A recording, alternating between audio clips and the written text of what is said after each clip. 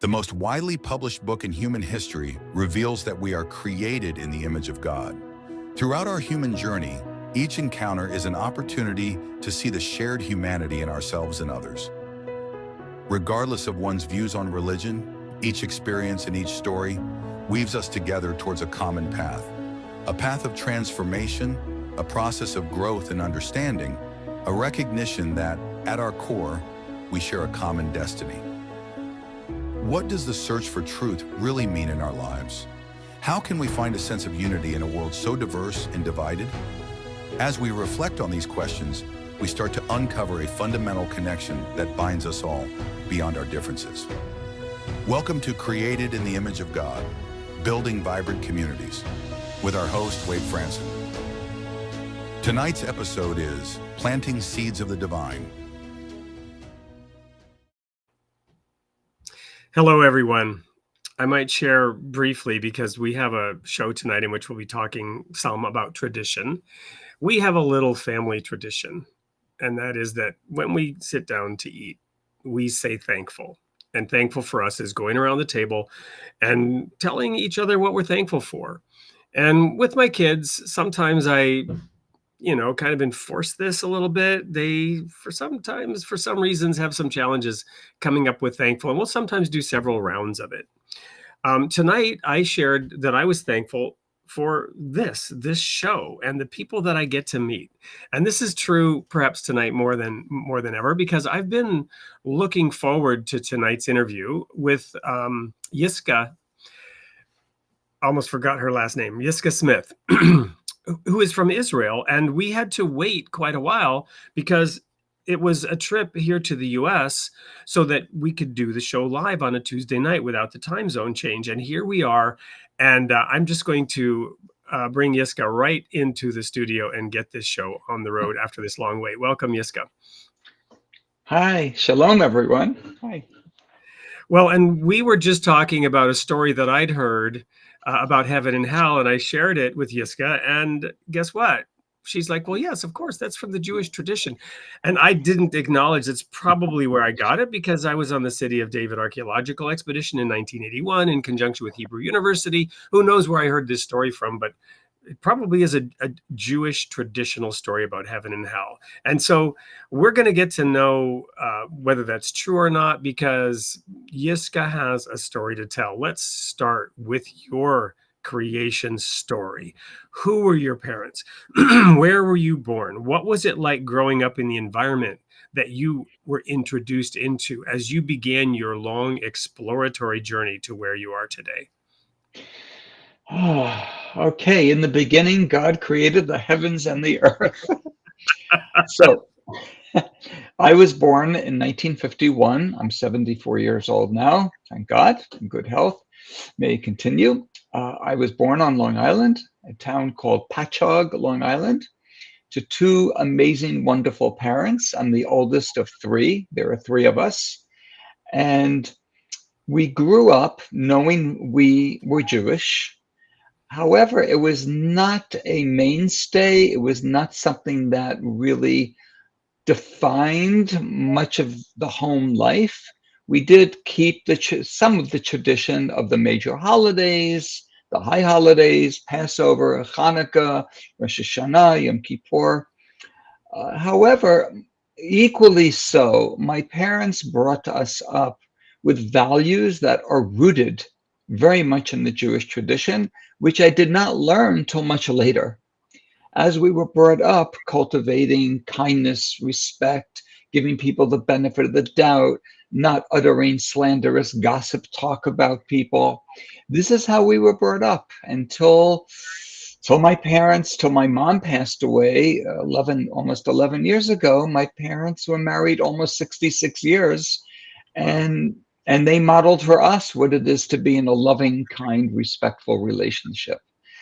However, that being said, and I will always honor them and be grateful for having such a beautiful upbringing, I never heard the word soul or spirituality. I mean, if I did, I don't recall.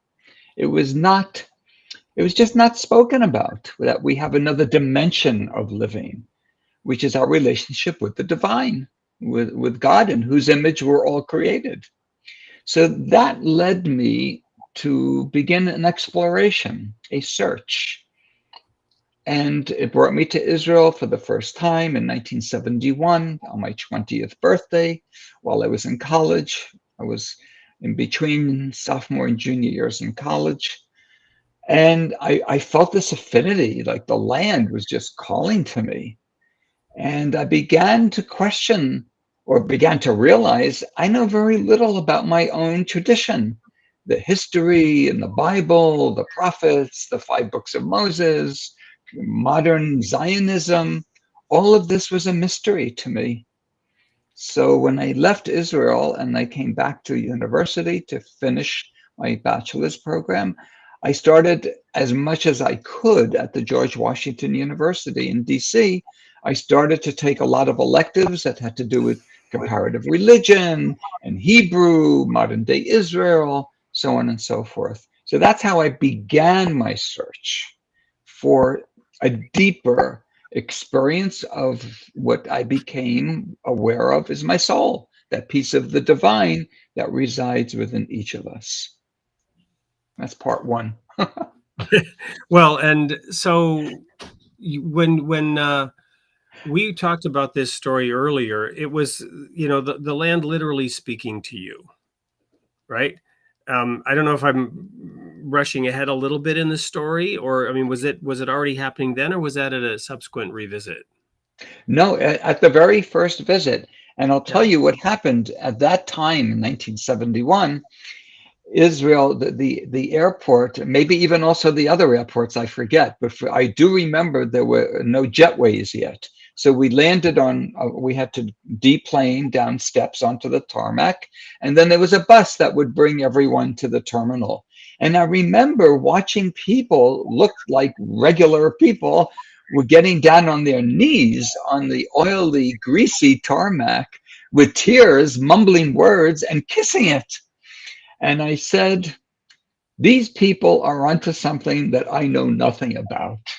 So right from the get-go, even before I went to passport control in the terminal, I already felt there's something here, something, and I did learn much later that there is a tradition that we do kiss the ground when we come back to Israel, to our home, and Wow. out of gratitude to our Creator.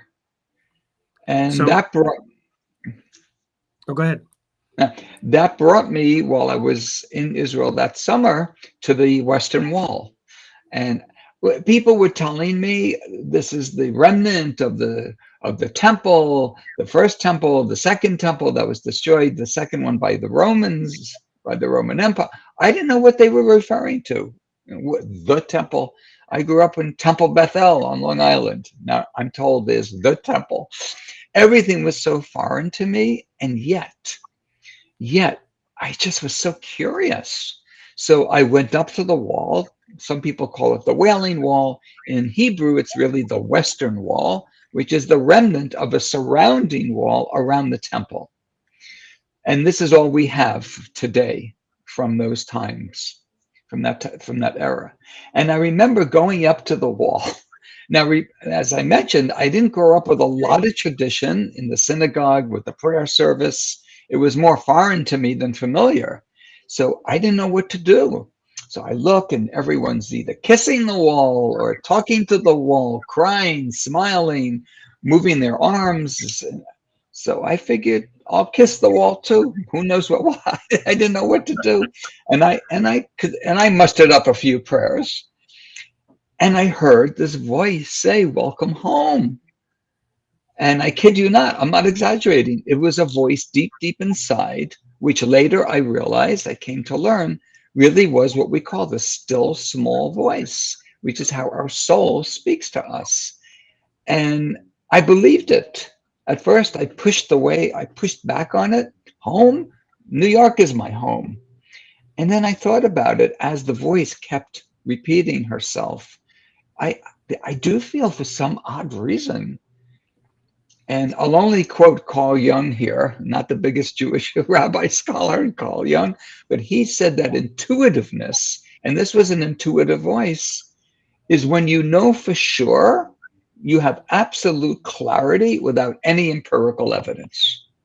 And that was a moment that my intuitive voice spoke to me. Wow. Well, I can share a little story. Right before the show, you were asking me a little bit about the Baha'i faith, because I was a Christian minister and I'm now a Baha'i, and we hadn't really talked about that. But what I was just reminded when you talked about these people kissing the ground is that when Baha'u'llah, the founder of the Baha'i faith, he was exiled to Akka from the Ottoman Empire, sequentially through Baghdad, Adrianople, Constantinople, and finally he arrived on the shore of Israel. And when he did, there's a story, and it's documented, he knelt down and kissed the ground. And later he stood on Mount Carmel, and he gave this oracle or message. It's called a tablet. You might say an epistle, a prophetic utterance. Call out to Zion, O Carmel. Wow. Hasten to circumambulate, right? Literally calling out for Zion to reestablish itself. This was in like 1880, 1890. Yeah, during the Ottoman Empire. Right. And right there, of course, is Elijah's cave. There's like an upper and a lower cave. And I remember when I was there in 81 going to that, I think it's the upper cave. And there was a sign out there about Eretz Israel. And I remember standing there. I have a picture of this somewhere, and reading that sign and being deeply moved. Now, I don't think I have any Jewish blood. It's possible that there's a little bit of Israelitish blood there, because there were 10 lost tribes, and who knows over his, whatever. But so I didn't have quite the experience, but there was still something magical. I had a similar experience in South Africa, actually, just the power of the primordial landscape. And I remember waking up early in the morning, all energized, and thinking about the Southern Cross in the sky, and expecting to see dinosaurs coming over the horizon there. It was so primordial. So I really appreciate you sharing that deeply moving experience. What else? So those were really turning points in your life. Anything else you want to share about that first phase before we go to a quick commercial break and then come back and talk about what next? Well, what so inspired me and energized me is I was in the midst of so many different ways that all the Israelis were expressing their Judaism. We're coming from New York. Either you were ultra-Orthodox, if you were really religious, and then there was everybody else. And here, there was such a diverse expression of Judaism. It really it pulled on me. It captured my heart and soul. Yeah. So people don't normally think of that aspect of Israel, the modern nation, diversity. But you've used that there was a diverse set of expressions of worship and tradition. And just expression, because what happened from 1948 through today, there's been this ongoing ingathering of all Jewish people from all over the world. Because after the destruction of both the first and then the second temples, the Jews were forced out and spread all over the world. And now many are coming back. So they're bringing with them 2,000 years worth of different traditions. There's the Jews that stayed in the Mideast, in the Arab lands, Jews from what we call the Sephardic Jews from Spain and Morocco and Italy, Jews from Russia and the UK, also North America. Everyone's bringing all these different traditions of how to be Jewish. And then there's the modern Israeli version. Young people in the army, like my grandchildren, going in, going out. So there's this mixture. There's this coming together of different, from the return from the exile back home, and yet bringing with that very diverse experiences. Well, there's this one imagery of being sifted like wheat, and I think it's used in a variety of ways, some of them rather harrowing and negative, but there's one instance, if I recall, that I will sift you like wheat, but not one grain will fall to the ground. Are you familiar with that quote from the I'll have to look it up maybe in the break here. But we're going to go to a quick commercial break, which is about you and your work. When we come back, we will talk about your decision to reside permanently in Israel. Don't go anywhere. We'll be right back with more of Yiscah Smith.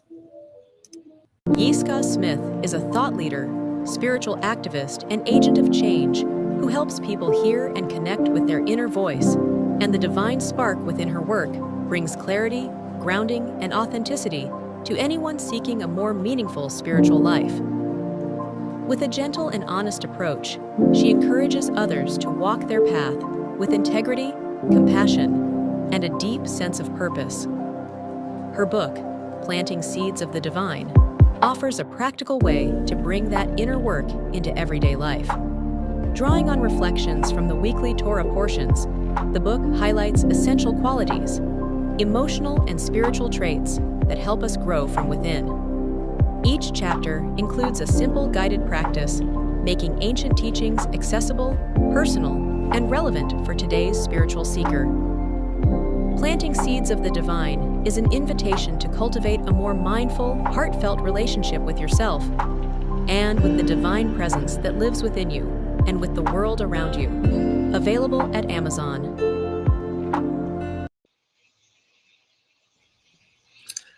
Beautiful. And tell us a little bit about that. Tell us a little bit I'm about sorry? that book, Planting Seeds. Oh, Tell us a little bit about that book, Planting Seeds of the Divine. So this is a book, and again, that inner voice, it appeared to me as a calling. I felt deep inside that I needed to share the accumulation of 50 years of scholarship, of inquiry, of accepting, pushing back, rejecting, celebrating different texts, different ideas from the first 5 books of the Bible, from Genesis through Deuteronomy, which we read in the Jewish tradition every Sabbath, a portion of the 5 books. And each year, after the Rosh Hashanah and Yom Kippur holidays, we have Sukkot, and then we finish the yearly cycle and begin anew again. And there are many, I can't even imagine, hundreds of books that provide commentaries over the millennia, exploring each Torah portion and its different meanings. I felt, though, I wanted to contribute something not only to the Jewish world, but following Isaiah's mandate for the Jewish people to really be a light to the nations by extracting from each of the Torah portions a spiritual sensitivity, a way of planting a seed, metaphorically, in our inner garden of spiritual awareness. So what I've done is I provided the reader with 47 different seeds, like a beginning packet of seeds to plant your garden.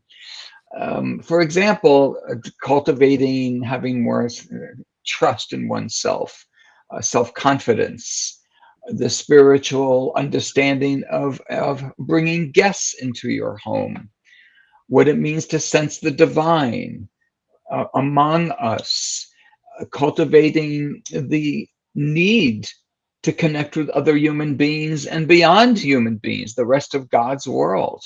So this way, what I do is I bring in commentators, both the medieval and the more contemporary mystical ones in the past several centuries, and then my own understanding that all support this.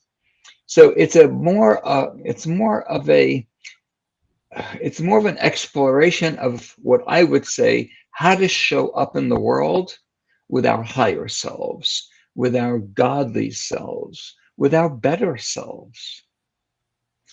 And yeah. So I want to take a little step back and understand the sort of genesis of this book more fully. So we talked earlier just about the overall arc of your journey. And I apologize for jumping right into the book because we didn't cover this, and now I'm fuzzy on the details. But what was it? What was it when you decided to move to Israel? Because you came back, and then you decided to move there. So tell us a little bit about that, and then we'll get back into that book. Okay. So in 1973, I graduated college with my bachelor's degree. I already knew that in one form or another, I really wanted to be an educator. I just knew that for years. However, I wanted to take a year off before I went to graduate school, well, to first decide what specialty within education I wanted to pursue a master's degree in. And I wanted to spend more time in Israel. So I was there in 71. Now I'm going back in 1973. And I really didn't know when I'd leave. I knew I had to leave eventually to apply to grad school and pursue my master's, but it was an open-ended ticket. And I arrived to Israel, and then it's the high holiday season. And of course, no one could imagine what happened on Yom Kippur. I was there for what I say now, my first war in Israel. Unfortunately, not the last, but it was my first. And I remember it was really, of course, like it was alarming. It was so traumatic. I was in my 20s, and here the country's being bombed and invaded. Like, it was just really frightening. Over 2,000 Israelis died within 10, 12 days. And it was not just, one enemy. There was a coalition of nations attacking. Yes. What happened was, this was the time, this was many years ago. The technology just afforded us basic analog phones, and we wanted to call all the volunteers on the kibbutz that I worked on, wanted to call our families. Finally, 3 days into the war, I was able finally to call my parents. And of course, as soon as my mother heard my voice, she was hysterical. And her words were, "I expect you to get on the next plane back to New York, back home immediately." So I said to her, "Well, Mom, first of all, the airport's closed because there's a war." And then the words came out of my mouth. I did not think of it. I didn't plan it. I didn't contrive it. I did say, and I remember this, "But Mom, I am home." And she said, "No, you're not. You're in Israel. I want you to come home." I said, "Well, I will come back to New York. I'll come back to you, and we'll discuss it." And that's when I knew, right then and there, I am home, and someday I want to raise my family there. Get married and raise my family in Israel. It was so clear to me, because the survival of Israel was an existential crisis, and I was part of supporting that in whatever I could have done as a volunteer on the kibbutz, which was very important, because all the young people went right into the army, so the kibbutz was left with a bare bone skeleton of workers. And they really asked us to please stay, because they really needed us. And I felt needed, and I felt important. I felt I had value to support the existence of the Jewish homeland. So that was the next step. I did go back, and I did pursue the master's degree. And that brought me to Israel a third time in 1974, like just 6 months later, because I entered a program at Jewish Theological Seminary in New York City, and all entering students, rabbinical, cantorial, and graduate degree programs, needed to go to Israel for 6 weeks to prepare for the program back in New York. And it was my first exposure to the sacred text. Up until this point, I was just celebrating my Judaism, nationalism, our history, but I never really opened the Bible. And now I remember the teacher came into the room, and he started teaching, and I saw a spark in his eye. He was so passionate to teach us, and it was like sharing. And I remember thinking, I want to be like that. I want my students to see a spark in my eye as I share the text. And that's when I became, not only did I fall in love with Israel, but I fell in love with the sacred text. Came back, pursued, received my master's degree. At the same time, I started to get involved in the very ultra-Orthodox world, because I really felt, alongside pursuing this academic degree, I also wanted to explore my soul. That's not exactly part of a master's degree program in Jewish education. So I thought, Soul 101. I made the mistake, as many people do, in equating external dress and ritual observance with being closer to God. So the more that someone looked like they were from another century in Europe 100 years ago, it meant I made that mistake of assuming, well, they must be closer to God because it was more extreme, more of different, unique. And I entered that world with the question of, how do I sense the divine presence? How do I become closer to God? I already believe that there's a creator. I was seeking an immanent, visceral experience, and I thought they would have the answers. They, meaning the ultra-Orthodox communities that I entered, both in New York, and then eventually, after my degree, I did move to Israel. And I met a lot of kind people, nice people, and I met some people that weren't so nice and not kind, because people are people. What I did not, though, what I did not receive, or I did not encounter, was a spiritual sensitivity to allow me to be aware of the divine. It was very, very much a world of emphasizing external ritual observance. So being careful and dedicated to observing even the fine minutiae of the law, that took the front burner. And experiencing an encounter with God seemed to be taking the back burner. And I wanted the opposite. I wasn't interested in becoming ultra-Orthodox. I just thought they would be able to provide the avenue and to do that. And after 15 years, I finally realized I gave it my best. And I realized I'm not receiving what I need. My mind needed to really be creative, because it is creative and it's crisp and creative and searching, and my heart wanted to be more passionate about my experiences, and it wasn't. So I left that part, and then after a few years of out, I started returning to a different, it's a pie and there are different pieces. No one owns the whole pie, and every tradition has a piece of it. So I entered a different way of really exploring and manifesting and expressing my Judaism, where spirituality really became the front burner, and the very detailed observance of the ritual was second to that. Not that it didn't matter, but it became second to the immanent experience with the divine. So thank you so much. This is to me fascinating. I'm also reflecting on not just the unique individual of your circumstances, but also the nation as a whole.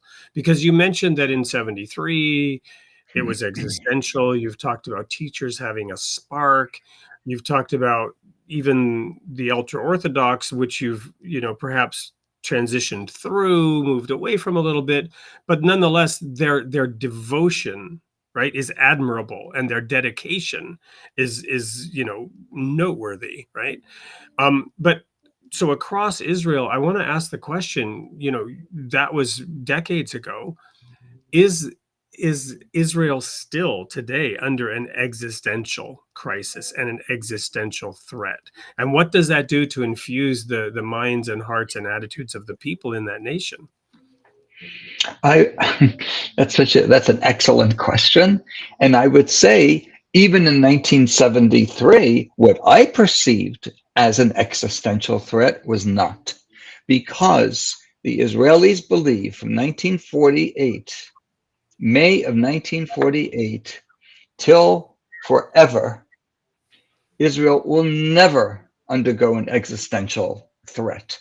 That we have been promised by the prophets that we will come back and usher in a new era. And we're in the very beginnings of that. And I will tell you that in the past 50 years, I have not lived in Israel consistently for 50 years, but I've always been back and forth. And in the past 30 years, consistently living in Israel, I can tell you I've never met an Israeli from the different traditions, more religious, less observant, more secular, this, that really believes we're undergoing an existential threat. We have serious issues, serious problems that need to be solved. And yet, as Golda Meir said, when Nixon asked President Nixon, why are you so sure? You're just a little tiny nation. Why are you so sure that you will be here forever? And she said, we have no other place to go. This is it. This is home. We're home sweet home. Well, that's the existential threat part of it. Having said that, I also concur with you, based on my read of the Bible, which is, for better or worse, it's all about Israel. So I found that verse that I was referring to earlier. It's Amos 9, verse 9. I'll just read it here. This is the New King James, I think. For surely I will command, and I will sift the house of Israel among all nations. Now, the house of Israel, in ancient Israelitish history and in the Bible, you have the northern kingdom. That's the house of Israel, right? So it's not really the Jews, because the Jews are the southern kingdom of Judah. The house of Israel was in fact taken and were lost. They're the lost 10 tribes I referenced earlier. So this is specifically talking about the house of Israel, but this is fascinating. For I will sift the house of Israel among all nations as grain is sifted in a sieve, yet not the smallest grain shall fall to the ground. And this is the promise of even those lost to history, that God knows who they are. Not to mention, the Jews who have not lost their identity and who have then, under all kinds of different circumstances, you mentioned the diversity earlier, also been sifted through the nations and then returned. Well, like my family, I feel we've been sifted, but we were never lost.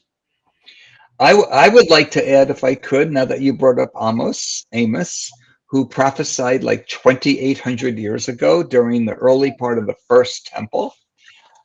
The very first words in my book, here it is, right here in the very beginning, is a quote from Amos. In Hebrew, we say Amos. Yep. And this really is the overall arch of not only the book, but my exploration and my searching. A time is coming, declares the sovereign God, when I will send a famine upon the land, not a hunger for bread or Famine a thirst for water, but for hearing the words of God. And that's what I wanted to hear, the words of God. And with all due respect, and I have a lot of respect and gratitude to the rabbis, I wanted to hear the word of God, not always the word of the rabbis. And a prophet can speak for God. And that prophecy is very true today. I have a spiritual mentoring practice. I'm on tours all the time, all over the world. I teach at a wonderful Institute of Judaic Studies, Pardes, Institute of Jewish Studies in Jerusalem. And more I am seeing, compared to 30 years ago teaching in Jerusalem, I'm seeing today there is this growing hunger and thirst for an imminent direct experience of hearing the word of God. From Amos, chapter 8, verse 11. Yeah. So I'm thinking now of an earlier prophet, and we'll probably have to have an offline discussion about this. There's some topics I don't want to get into too deeply on the air publicly, but I'll broach it, right? So 3 of my favorite chapters are Numbers chapter 22, 23, and 24. This is the story of Balaam and Balak, right? And now he's a prophet. He's not a non-profit prophet, because he wants the profit of the treasure. Right? And his character, his integrity is compromised, right? In that he finagles a way to go chase that treasure, regardless of the fact that he's told no. And then there's this tale of the donkey. You're familiar with this story, right? Oh, yes. So there's the tale of the donkey that sees the angel with the flaming sword and, won't go forward. And Balaam, and I'm probably pronouncing everything wrong, but, it's like beating the donkey. In Hebrew, it's Bilam. Bilam is like beating the donkey and the donkey is, like trying to figure out a way out of this mess, and he lurches against this, crushes Bilam's leg against the side of the wall, and now he gets really mad. And then the donkey, speaks to him and says, "What are you doing?" And that's about where it ends in traditional Protestant Bible story sermons, because the minister's point is God spoke through a jackass once, he can work through you. And that's supposed to encourage us, but it misses the whole point of the story, right? That's not really what the story is about. And so the next thing you know, God opens Bilam's eyes and he sees the angel with the flaming sword and realizes the donkey protected him. And then God says, "You know what? Fine, you stubborn jackass, go ahead, but you may only say what I tell you you can say." And then he's being asked to curse Israel, and he goes up on successive mountains and instead pronounces a blessing. Now, I view this whole thing as a prophecy because it says right there, "Come and I will show you what will happen to your people in the latter days." That's part of the whole sequential progression of blessings or curses that are blessings. And in that is the whole pivotal point of whoever curses you shall be cursed. And I don't know if you're aware of this, but the first telegraph message ever produced is pulled from Numbers 23:23. "What hath God wrought?" which went forth on May 24th, 1844. And it's pulled from a verse that essentially says, "From this day it shall be said of Israel, there is no curse or divination against her. What hath God wrought?" And this actually coincides with something called the Edicts of Toleration from the Ottoman Empire, in which the Jews were allowed not just to return, which they already were, but to buy land in Jerusalem. And they were encouraged to do so. I would like to share that the seed to plant in our inner garden of spiritual awareness that I invite the reader to consider for that section is using the power of speech to enhance the quality of life. Focusing on Bilam's attempt to curse and yet could not. Imagine us, human beings, simple human beings on the planet Earth, if every time we try to curse another human being, a blessing would come forth. What the world would be like.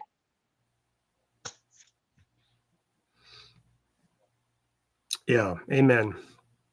The the evil one, Satan, the devil, in the Bible is, and I don't forget, this is probably in the Gospels, in the more modern writings that are included in the 66 books of the canonized Bible. Satan is called the accuser of the brethren, right? The one who levels blame, the one who casts those accusations, those curses.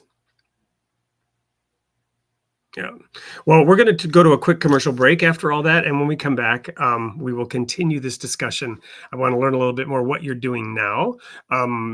This is not your first book, correct? Correct.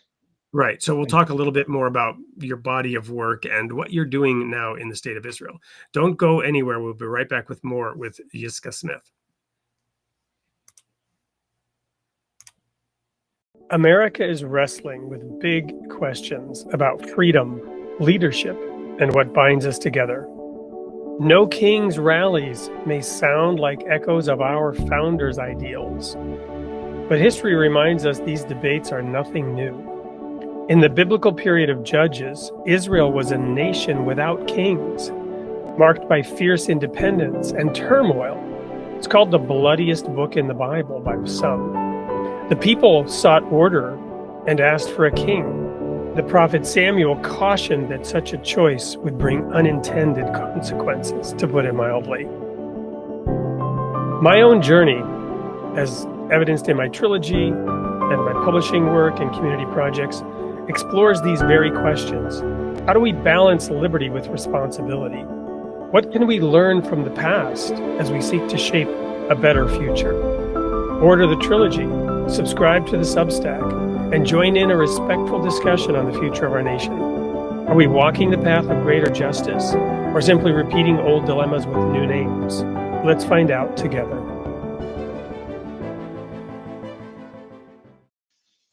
Oh, that's so nice. The team put that together. I don't know that I've ever aired that on this show before, but it seemed fitting tonight. So you've also written several books. So tell us a little bit about the body of work and who you're working with. I mean, this recent book was published jointly by the Jewish Publication Society and I believe the University of Nebraska Press. So who are you working with? What are you working on with yourself and with other people in that still young nation of Israel, still young and ancient nation of Israel? So just in full transparency, as we say, I have not published several books. This is my second book. I have published those several articles in different journals, different scholarship journals.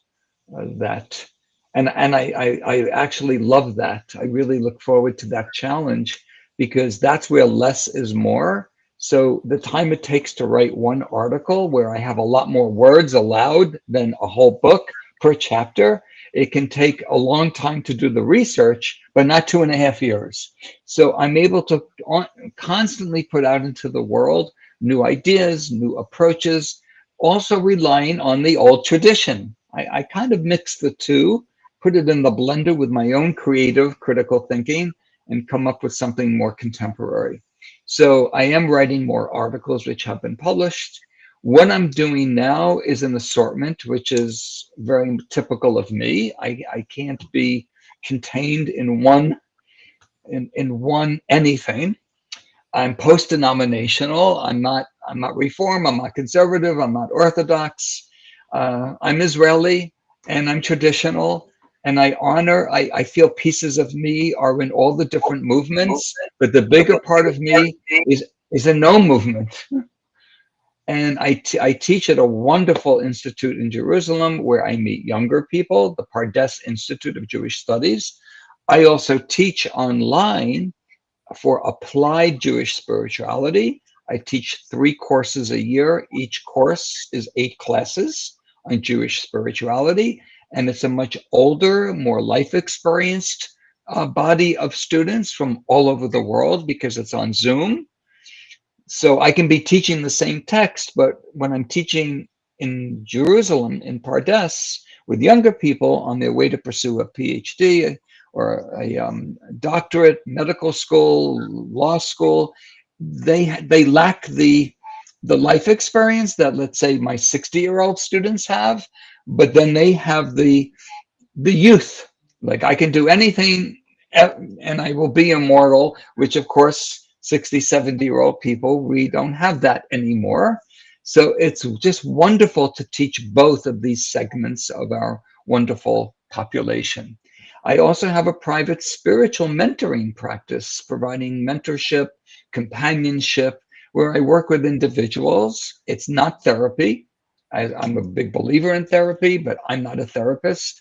There's a place in Jewish tradition for providing spiritual guidance to individuals.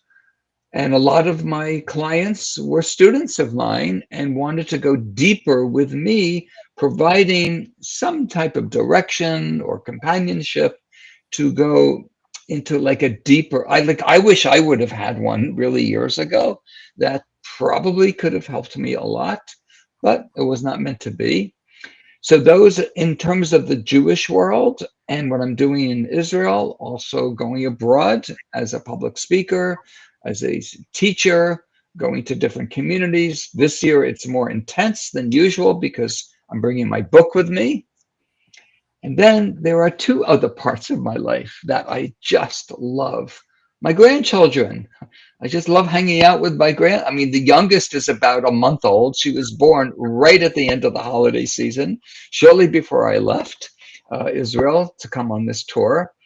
Actually, the day of Simchat Torah, when we were dancing with the Torah, my youngest grandchild was born.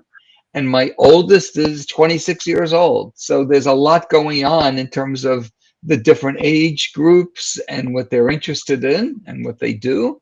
And then I just love to be with the family for Shabbat dinners and for the holidays. I also have students over at times. I love to cook. I love to bring people into my home. And I have an amazing garden. And actually, this book, this right here, it's not my garden per se, but it is my garden in that I use the metaphor of becoming an experienced gardener to then employ the metaphoric language in my book, for example, planting seeds of the divine. So when I'm not doing all of that, I'm sleeping or playing with my cat. It's a I've got to busy ask. life. I've got to Busy ask. life at 74. I've got to ask your cat's name. It's embarrassing that I'm asking your cat's name and not your grandchildren's name, but that's too personal. Rafi. Rafi. Wonderful. Because we have Coconut and Licorice. Those are two names that my daughter gave to our cats. So let's go back a little bit, because I want to hear this story again about the wall, right? The wall, which when you kissed the wall, it didn't turn into a frog, but it literally spoke to you. And then over time, there was a new section of the wall opened up and dedicated, right? Yeah, this is absolutely fascinating, and it's such a cause for celebration, and it shows us, it illustrates and demonstrates how Jewish tradition does not have to remain frozen. It can move, and actually there is a vitality, there is a fluidity to Jewish tradition, or we wouldn't be here for 4,000 years. So, for example, after the Six-Day War, when Israel was able to liberate the Jordanian occupation over the old city of Jerusalem, which included the Western Wall, from 1948 to 1967, Jewish people were not allowed to go because Jordan forbade it. So once we were able to liberate the Jordanian occupation of our own capital, the old city of Jerusalem, so the rabbinate, the official religious body in Israel, declared that an official prayer space. It was never for 2,000 years since the destruction of the temple, the Second Temple, it was never an official prayer space. People would go on their own, they would cry, they would smile, they would pray, and it was not a focal point the way it is today. Today, when young men and women are inducted, there's an army celebration. When people get married, the photographer goes to the wall and takes pictures of the bride and groom, and it is an official prayer space, which means there are separate areas. It's separated by gender. There's a men's area and there's a women's area, and there's a wall down the middle. And in terms of official prayer, it would be similar to an Orthodox synagogue. So all over the world, if someone goes into an Orthodox synagogue, there are separate gender spaces for prayer.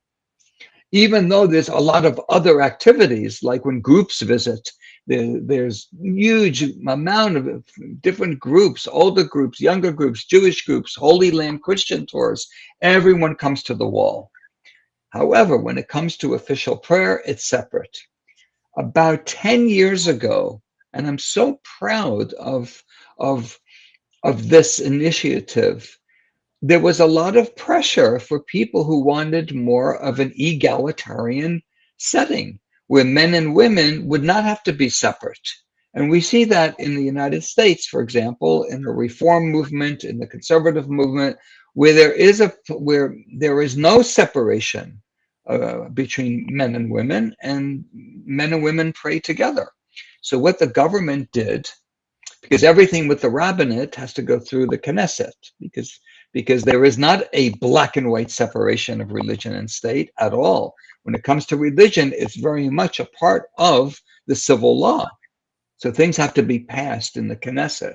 So there was a motion, and it was passed, that a piece of the wall that was not really, people didn't pay much attention to it because it was not developed, that piece, the southern end of where the wall would end, would now be developed so people can come and attend a service there, but it would be egalitarian.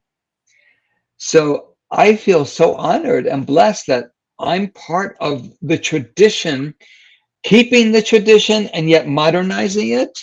So now someone who's Orthodox can go to that part of the wall. Someone who wants egalitarian can go to another part of the wall.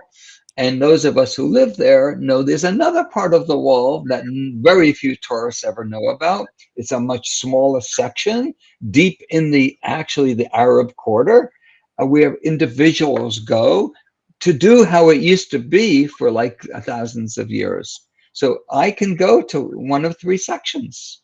I can go to the private one, which is called the little wall in Hebrew, the little wall. I can go to the Orthodox section and go to the women's section, or I can go to the egalitarian section, and that really includes everybody. So Awesome. I'm very it's very meaningful. We've gone to prophecies from 2,800 years ago and earlier, and now we're talking about 10 years ago and change. Isn't that amazing? Yeah. There's a Jewish thinker, Abraham Joshua Heschel, who passed away in the 1970s, and he's noted for a lot of like one sentence quips that really go right to the heart and soul. And he said, spiritual living is when your life is one of being radically amazing, not taking anything for granted.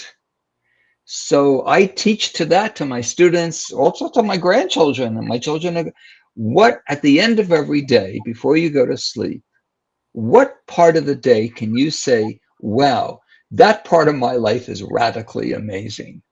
And I will tell you, to be in Israel over the decades and children and grandchildren through the ups and downs, it's a life that's radically amazing. Awesome. Well, here's we're going to now go to look at a few audience comments as we wrap this up today.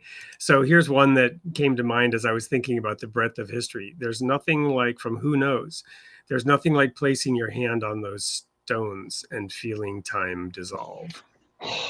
Yeah.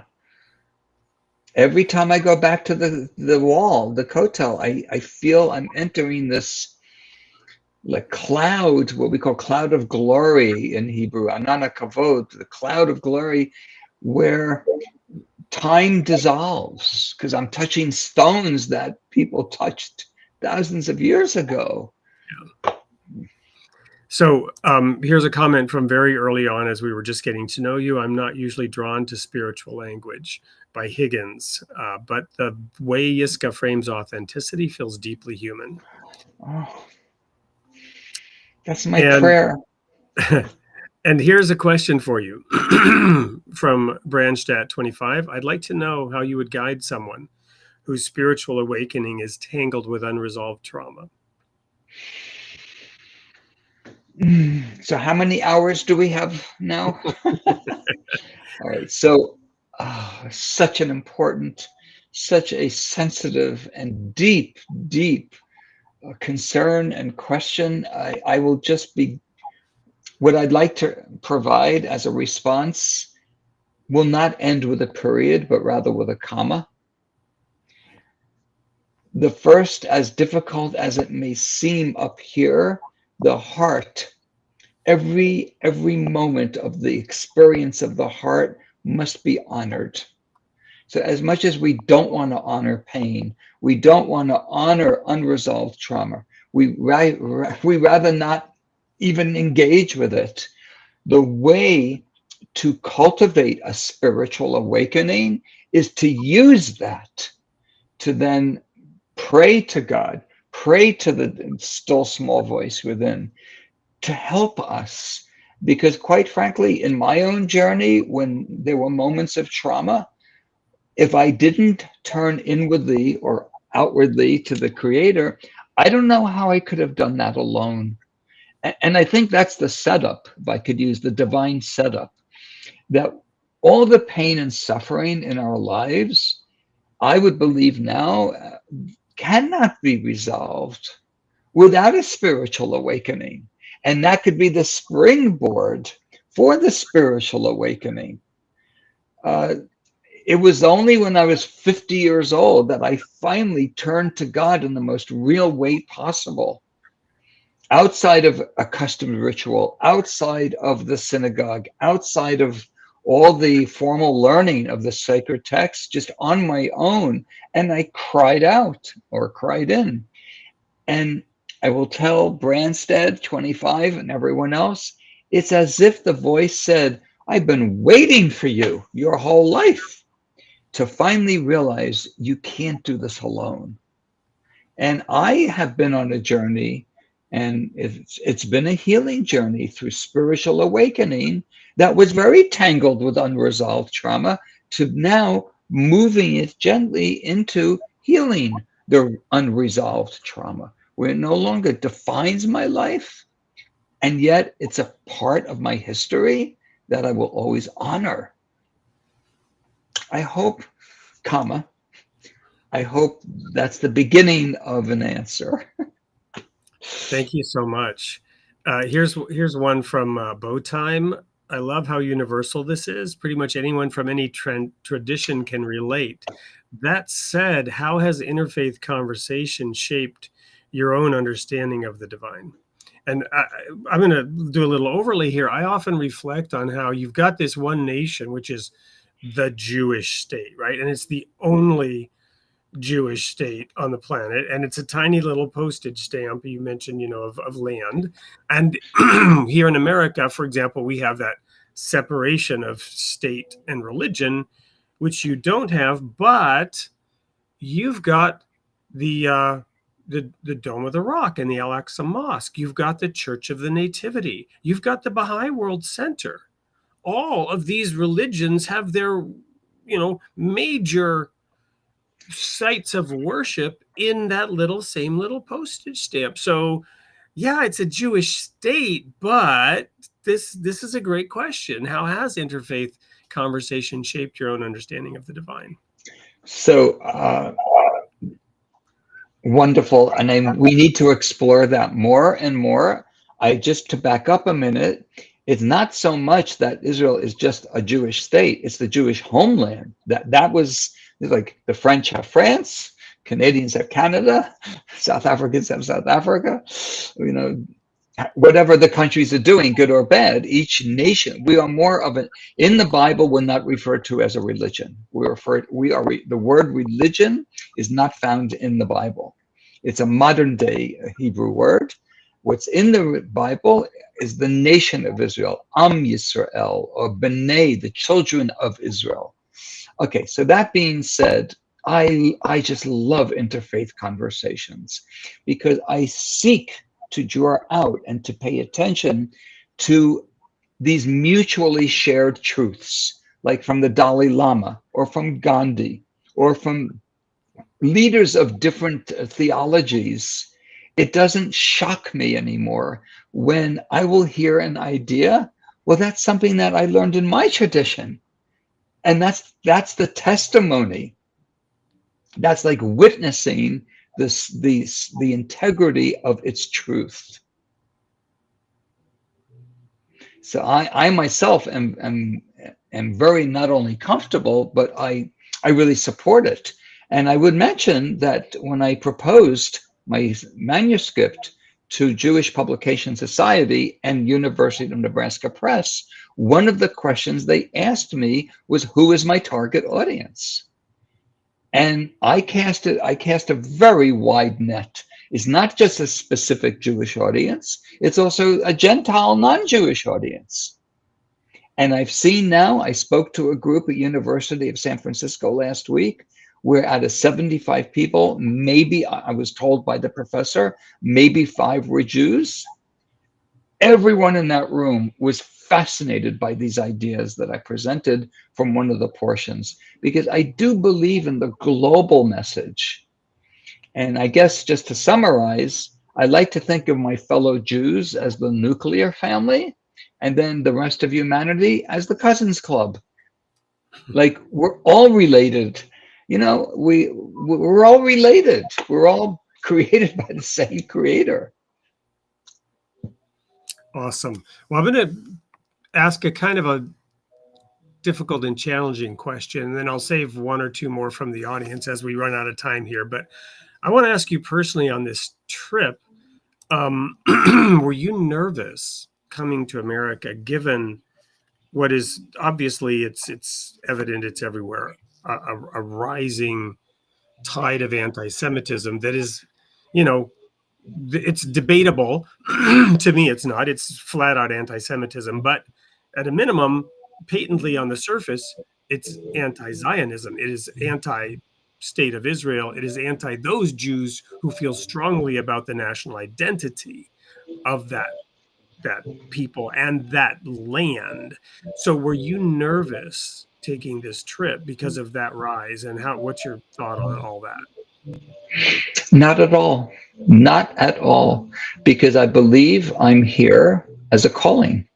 As I was called to write the book, part of the calling is to share it. And that doesn't mean that I don't recognize that there are maybe pockets within the United States where it's best I don't explore or visit. That being said, this Star of David never goes in. I was in Paris, which is much more actively anti-Semitic, and this stayed out. If I really fear that my life is in jeopardy, if this is out, my Star of David, I won't go there.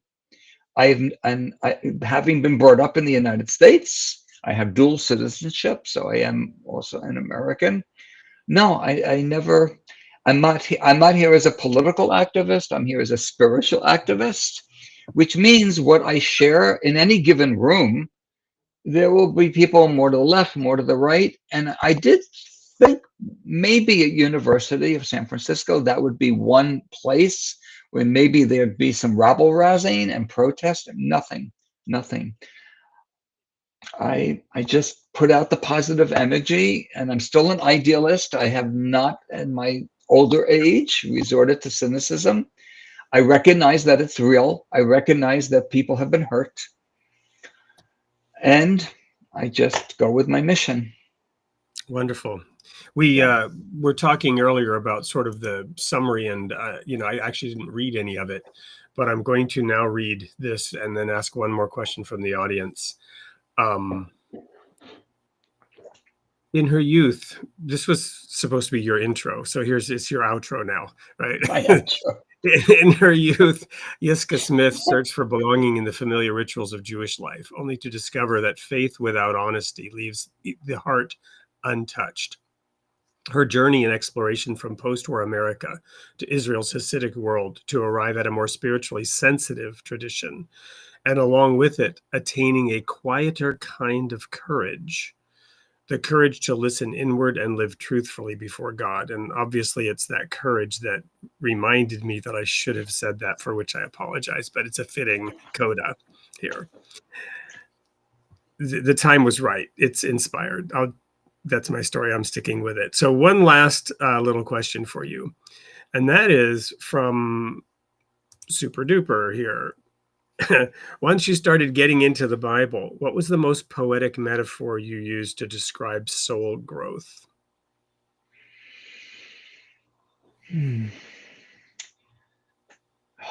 I'd have to say both. There are two. One is water and one is light. When God said, as the creator, let there be light, and there was light, well, we're compelled to answer the question. It's not the light of the physical, like the sun and the moon light, because that was created several days later. So what light was it? It was the light of awareness. It was the inner light we call the organuz, the hidden light. And our Torah is called in Aramaic oraita, which means light. So the Torah is our anchor. It's our bedrock, of which gives us light when we are confused, when we're doubtful, when we feel like we're groping in the dark, which is much of humanity over the past several millennia, that our Torah sheds light. There's even a verse in Psalms, and not Psalms, in Proverbs, that refers to the Torah as ner mitzvah v'torah or, that the Torah is light. Likewise, also water, mayim chaim, living waters. Water flows from a high place to a low place. So the sacred text came into the world from a higher consciousness through prophecies, through very highly, very developed righteous people, came down like a waterfall into the lower realms of the world. So the Jewish tradition employs both of these, the water and the light. And I add my own metaphor, planting seeds, and that in the inner garden. So I think all of those three support soul growth. What a question. That's super duper. Thank you. That's a wonderful, wonderful Well, and there. we'll just end with this comment by Linda Lindsay, which is simply a heart. And thank Aw. you. Our hearts go out to you, and the courage that it took to take this trip at this time, and the heart that you've shown throughout your entire journey of, a few years and counting now, in exploring and discovering and encountering the divine. And thank you for being here to share that with us today. What last words would you like to leave the audience with today before we go to the sneak peek for next week's show? I would like to offer a blessing that may all of us, may all of you become aware of the divine presence guiding you along your life paths, so you never feel lonely, that you always feel held by our spiritual parent, our creator. Amen to that. And I'll conclude with my patented tagline for the show. You are created in the image of God, and God loves his creation. Here's the sneak peek for next week, and we will see you all there on Created in the Image of God. Thank you again, Yiscah, and safe travels home until we meet again. Thank you. Thank you. Shalom, shalom.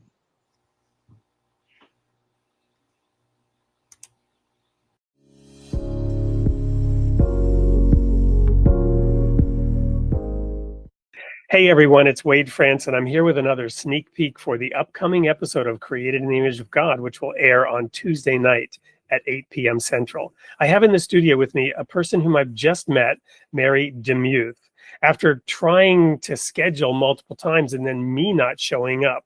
But finally we got it together. Here she is.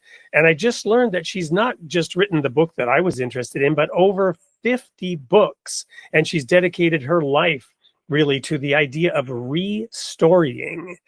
Mary, welcome to the studio. It is great to be here, and I am so excited to have a good conversation with you about the idea of story and where our stories are going. Well, we talked a little bit about trauma because that was one of your books, and when you first said that, I almost thought it was a mispronunciation of restoring, but there's probably a kind of restoration that happens through the restoring process. So unpack that for us a little bit. What do you mean when you say restoring?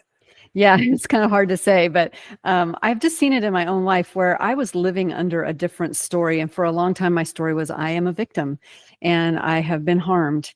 And God has been gracious to me to walk me through a long period of healing. And I have a new story. And now it's been such a joy to be able to empathize and enter into other people's stories and help them experience a re-story as well. Well, and I've spent my whole life studying the stories of the Bible, and it seems like, they're all like that, right? The whole story of Israel coming out of Egypt and having to leave it all behind and not being slaves, but being conquerors, and not in the Egyptian sense of conquering either, right? So it seems like all the stories of the Bible have that element. How do you apply that in your interactions with people? Well, I certainly just, I hope that I am really curious. And I think curiosity is a huge trait of love, and being able just to ask a lot of questions and help people at first just articulate their story, because I often tell audiences that an untold story never heals. We need to let it out. And so that's actually the first step, is just to be very curious, to practice holy curiosity, and to ask lots of questions. Wonderful. So I'm going to throw in a third bonus question here. We don't normally do this in the sneak peek. So do you consider yourself a seeker still? Yeah, I think I'm constantly a seeker, because I think that's the secret of growth, is when we are seeking.